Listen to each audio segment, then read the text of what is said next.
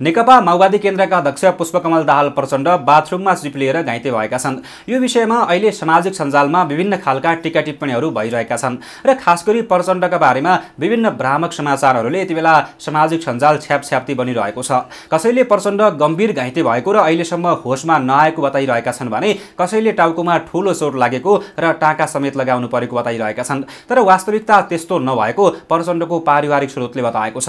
प्रचण्ड पुत्री गंगा दाहालले सामाजिक सञ्जालमा भ्रम फैलाइए जस्तो अवस्था नभएको बताएकी छन्। गैराती बाथरुममा चिप्लिएर प्रचण्डको निधारमा सामान्य चोट लागेको र नजिकै रहेको मेडिसिटी अस्पतालमा सामान्य चेक जाँचपछि घर फर्किएको र प्रचण्ड नियमित काममा फर्किने उनको भनाइ छ। तर सामाजिक सञ्जालमा भने अहिले प्रचण्डलाई गम्भीर चोट लागेको भनेर भ्रम फैलाइएको छ।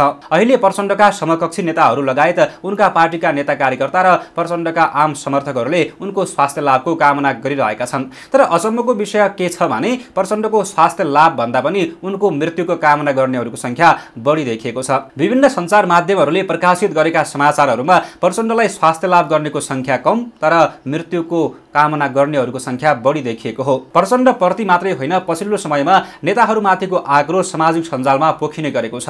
त्यसकै फलस्वरूप प्रचण्डमाथि पनि आज त्यो खालको आक्रोश देखिएको हो। दर्शक महानुभावहरू, तपाईलाई के लाग्छ? जसरी पछिल्लो समयमा नेताहरूलाई शुभकामना भन्दा पनि मृत्युको कामना र नराम्रो होस् भन्ने कामना मात्रै व्यक्त हुनुमा को दोषी देख्नुहुन्छ? नेताहरू आफै, सामाजिक सञ्जालको राजकता अथवा अरू केही भन्नुहुन्छ? तपाईलाई के लाग्छ?